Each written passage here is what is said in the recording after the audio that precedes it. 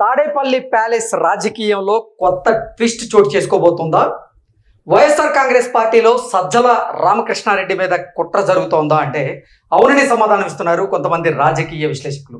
ఈ నేపథ్యంలోనే అసలు తాడేపల్లి ప్యాలెస్లో రాజకీయంలో ఎటువంటి ట్విస్ట్ చోటు చేసుకోబోతోంది, వైఎస్ఆర్ కాంగ్రెస్ పార్టీలో సజ్జల మీద ఎటువంటి కుట్ర జరుగుతుంది అనేది మనం పూర్తి స్థాయిలో విశ్లేషణ చేసుకుందాం. ప్రస్తుతం మనతో పాటు ఉన్నారు ప్రముఖ రాజకీయ విశ్లేషకులు కృష్ణకుమారి గారు. మేడంతో మాట్లాడదాం. మేడం నమస్తే. మేడం నమస్తే. వైఎస్ఆర్ కాంగ్రెస్ పార్టీలో సజ్జల రామకృష్ణారెడ్డి మీద కుట్ర జరుగుతున్నట్లుగా కొన్ని వార్తలు వస్తున్నాయి. దీని మీద మీ విశ్లేషణ ఏంటి మేడం? సజ్జల రామకృష్ణారెడ్డి మీద కుట్రలు చేయగలిగిన వాళ్ళు ప్రస్తుతానికైతే ఆంధ్రప్రదేశ్లో ఎవరూ లేరు, వైసీపీలో ఎవరూ లేరు. ఎందుకంటే ఒకప్పుడు రాజశేఖర్ రెడ్డి గారికి ఆత్మబంధువు అని చెప్పి కేవీపీ రామచంద్రరావు గారు ఉండేవాళ్ళు. కేవీపీ రామచంద్రరావు గారి పైన రాజశేఖర్ రెడ్డి గారు చాలా మానసికంగా ఆధారపడేవాళ్ళు, అలాగే ఈయన కూడా ఆయన పైన ఆధారపడేవాళ్ళు. అక్కడ ఒక స్నేహబంధం ఉంది. అవును. ఈ స్నేహబంధంలో రెండో వాళ్ళ మంచి చెడుల గురించి ఆలోచించే ఒక మనస్తత్వం ఉంటుంది. అది వేరు. ఓకే. అంటే చాలామంది ఏమంటున్నారు అంటే పోలుస్తున్నారు. కేవీపీ రామచంద్రరావు గారు వైఎస్ రాజశేఖర రెడ్డి గారు ఎట్లాగో ఇప్పుడు జగన్ గారును సజ్జల గారు అట్లా అని చెప్పి కంపేర్ చేస్తున్నారు. కానీ దాంట్లో వాస్తవం లేదు. వాళ్ళ కథ వేరు, ఈ కథ వేరు. ఈ కథ ఏంటి అంటే పూర్తిగా రాజశేఖర రెడ్డి గారు ఎప్పుడూ కూడా పూర్తిగా కేవీపీ రామచంద్రరావు గారికి సరెండర్ కాల. మొత్తంగా ఆయన వాళ్ళిద్దరూ ఒక రకంగా సమూజ్జిల్లాగా ఉండేవాళ్ళు. మాట అయింది, ఆలోచన అయింది, మాట అయ్యింది అన్నట్లు ఉండేది. ఒక్కొక్కసారి కాదు అంటే వాళ్ళు ముందే మాట్లాడుకుని ముందే ఒక అవగాహనకు వచ్చి మాట్లాడేవాళ్ళు. కానీ ఇక్కడ సీన్ ఏంటి అంటే ఇతను కాంగ్రెస్ పార్టీలో నుంచి బయటకు వచ్చిన ధర్మిల అతనికి ఎవరో ఒకళ్ళు పొలిటికల్ గాడ్ ఫాదర్ కావాలి, పొలిటికల్గా తనని నడిపించే వాళ్ళు కావాలి. అతను అంతకుముందు ఎంపీగా ఉన్నప్పటికీ, క్విడ్ ప్రోకో చేసినప్పటికీ, ఏం చేసినప్పటికీ, కాంగ్రెస్ పార్టీని ఎదిరించి బయటకు వచ్చాడు అని చెప్పుకున్నప్పటికీ కూడా ఏం జరిగినా కానీ వెనకమాల సజ్జల ఉన్నది వాస్తవం. ఇంకెవరూ లేరు, సజ్జలే ఉన్నాడు. తర్వాత మిగతా వాళ్ళందరూ వచ్చి యాడ్ అయ్యారు. అయితే డైరెక్షను, కథా, స్క్రీన్ ప్లే డైరెక్షను మొత్తం అయింది. వైఎస్ఆర్ కాంగ్రెస్ పార్టీ అలాగే సజ్జల రామకృష్ణారెడ్డి వీరిద్దరిలో అధికులు ఎవరు అంటే ఏం చెప్తారు? సజ్జలే. ఓకే, సజ్జలే. ఇందులో మీకు డౌటే అక్కర్లా. ఎందుకంటే అసలు మొత్తం నడిపించేది అంతా ఆయనే. ఎందుకంటే జగన్మోహన్ రెడ్డికి కావాల్సింది ఏంటి? అధికారం కూడా కాదు, మీరు గుర్తుపెట్టుకోండి. అతనికి కావాల్సింది డబ్బు. ఓకే. అతనికి ఎన్ని కంపెనీలు పెట్టాను, అవి సూట్ కేస్ కంపెనీలా నిజం కంపెనీలా అనేది వేరే విషయం. డబ్బు కావాలి. ఈ డబ్బు ఎలా వస్తుంది? అధికారం ఉంటేనే డబ్బు వస్తుంది. కాబట్టి అతనికి డబ్బు సంపాదించడానికి అధికారం అనేది ఒక ఆయుధం లాంటిది జగన్మోహన్ రెడ్డికి. అందుకని అసలు ఈ పరిపాలన ఎటు వెళ్తుంది, ఏ గాలి కొట్టుకుపోతుంది, ఓట్లేసిన జనాలు ఏమైపోతున్నారు, వాళ్ళకి ఏం జరుగుతుంది, ఖజానాకి ఏం జరుగుతుంది, అసలు ఏంటి మంచి చెడు, ఓ పక్కన తండ్రి పేరుకి ఏమన్నా బ్యాడ్ అవుతుందా, కుటుంబానికి దూరం అవుతున్నానా, ఇవేమీ అసలు జగన్మోహన్ రెడ్డిని కించిత్ కూడా ఏమంటాము చెలింపజేసే విషయాలు కాదు ఇవేవి కూడా.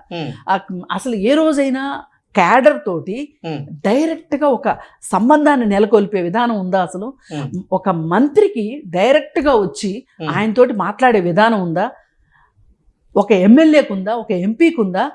ఎవరైనా సరే మొదట రావాల్సిందే సజ్జల గారితో మాట్లాడాల్సిందే.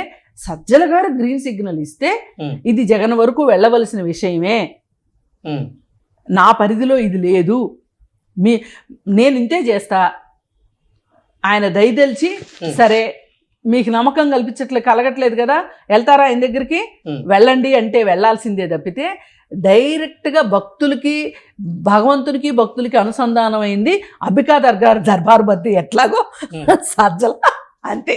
ఓకే. ఆయన ఒక అనుసంధానకర్త, సంధానకర్త ఆ పార్టీలో. పైగా సంధానకర్తలకి నిర్ణయాలు తీసుకునే హక్కు ఉండదు మామూలుగా, ఇక్కడ నిర్ణయాలు కూడా తీసుకుంటాడు ఈయనే.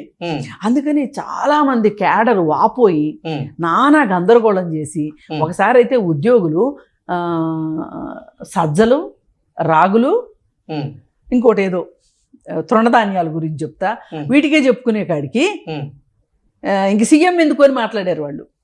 అంటే ఆయన ఏం చెప్తాడంటే, ఒక్కవేళ తప్పిదారి ఆయన దాకా వ్యవహారం వెళ్తే కూడా సజ్జల గారు చూసుకుంటారంటాడు. అయితే సజ్జలు చేసింది ఏంటి ఇక్కడ అంటే, ఇన్ని స్కాములు జరిగినాయి అందరూ మాట్లాడుకుంటున్నారా? లిక్కర్ స్కామ్ గురించి మాట్లాడుకుంటున్నారా? ఈ స్కాము ఆ స్కాము, ఈ స్కాము ఆ స్కాము, అన్ని స్కాములు మాట్లాడుకుంటున్నారా? ఎక్కడైనా ఆయన పేరు వచ్చిందా? ఎక్కడైనా? అది తెలివితేటలంటే. మళ్ళీ ఆయన కొడుకు సోషల్ మీడియా దీనికి ఇన్ఛార్జ్. అంతకుముందు ఎవరో ఉండేవాళ్ళు, ఆ తర్వాత అతను వచ్చాడు. ఎప్పుడైతే పార్టీ ఓడిపోయిందో వెంటనే అతను అస్త్ర సన్యాసం చేసేసి ఫుల్ సేఫ్. ఇవాళ అసలు భార్గవరెడ్డి ఎక్కడ అంటే ఎక్కడ మీరు చెప్పండి, మీకు తెలిస్తే. అందుకని ఆ పార్టీలో ఇప్పుడు కొత్త కొత్త మొహాలు వచ్చినాయి సోషల్ మీడియాలో. అవును, వచ్చినాయి. పాత ఏం జరిగిందో వీళ్ళకి పట్టదు, ఇప్పుడు వీళ్ళు ఏం చేస్తున్నారు పాత వాళ్ళకి సంబంధం లేదు, ఇవన్నీ అధినాయకుడికి అసలు అవసరం లేదు. అందుకని అక్కడ ఆడేది ఆడించేది అంతా ఏదో అంటారు చూడండి, ఆ విధంగా జగన్మోహన్ రెడ్డికి ఏమి సంబంధం అంటే ఆయన ఏమనుకుంటాడంటే, వైఎస్ఆర్ కాంగ్రెస్ పార్టీకి అధ్యక్షుడిగా జగన్మోహన్ రెడ్డి పేరు వినపడుతుంది కానీ ఇక్కడ చూసుకున్నట్లయితే వైఎస్ఆర్ కాంగ్రెస్ పార్టీ వర్సెస్ సజ్జల రామకృష్ణారెడ్డి ఇద్దరిలో అధికులు ఎవరంటే ఖచ్చితంగా అందరూ కూడా సజ్జల రామకృష్ణారెడ్డి అని పేరు చెప్తున్నారు. ఏంటి కారణం ఏంటి అంటే, వైఎస్ఆర్ కాంగ్రెస్ పార్టీ కంటే సజ్జలు ఇంకా అది కూడా అంతేగా మరి. మొత్తం నడిపిస్తున్నాడు కదా ఆయన. ఆయనే నడిపిస్తున్నప్పుడు ఇప్పుడు మిథున్ రెడ్డి ఉన్నాడు, మరి ఆయనకి ఎంత చేత కాకపోతే జైలుకు పోతాడు? నైపుణ్యం లేకపోతేనే కదా జైలుకు పోయేది. ఎందుకు పోయాడు మరి? ఓకే, ఇప్పుడు వైకాపా వర్సెస్ సజ్జల రామకృష్ణారెడ్డి అధికుడైన భావన కొంతమందికి వచ్చిన నేపథ్యంలోనే ఇప్పుడు వైఎస్ఆర్ కాంగ్రెస్ పార్టీలో సజ్జల మీద ఏమన్నా కుట్ర జరుగుతుందా అంటే ఏం చెప్తారు? అసలు ఇప్పుడు కుట్ర చేయటానికి ఏముందండి? ఇప్పుడు కుట్ర చేయటానికి ఏముంది? ఆయన ఏమన్నా ఒక స్కామ్ లో ఉన్నాడా, ఒక స్కీమ్ లో ఉన్నాడా? ఎందుకు లేడు? చాలా వాటిల్లో ఆయన పేరు వినపడుతుంది కదా. ఏదన్నా చార్జ్ షీట్ లో ఆయన ఉన్నాడా? మద్యం కుంభకోణంలో ఆయన పేరు వినపడింది, మద్యం కుంభకోణంలో వాళ్ళ కుమారుడి పేరు వినపడింది. పేరు వినిపిస్తుంది అంతే. 34 పేర్లలో ఆయన పేర్లు ఉన్నాయా? ఆ పేర్లు వాళ్ళ పేర్లు ఉన్నాయా? ఓకే, చెప్పండి. అంటే రెండవ అదనపు ఛార్జ్ షీట్ దాఖలు చేశారు కదా, దాని తర్వాత ఇంకా కొన్ని ఛార్జ్ షీట్లు కూడా రాబోతున్నాయి, దాంట్లో వాళ్ళ పేర్లు ఉండేటువంటి అవకాశం ఉందనేటువంటి 10 ఛార్జ్ షీట్లు వేయరండి.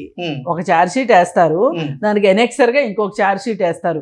ఇంకా ఛార్జ్ షీట్లే వేసుకుంటా కూర్చుంటే ఇంకా కేసు ఎప్పుడు మొదలవుద్ది? మీరు చూస్తూ ఉండండి, ఏమీ జరగదు ఆయనకి. అలాంటప్పుడు ఒకవేళ అంతగా తిరుగుబాటు వచ్చింది అనుకోండి, కుట్ర జరిగింది అనుకోండి, ఇప్పుడు వాళ్ళ అబ్బాయి బయటికి వెళ్ళిపోయినట్టు ఆయన కూడా బయటికి వెళ్ళిపోతాడు. ఆయనకు వచ్చిన నష్టం ఏంటి చెప్పండి? ఆయన పోగొట్టుకునేది ఏముంది?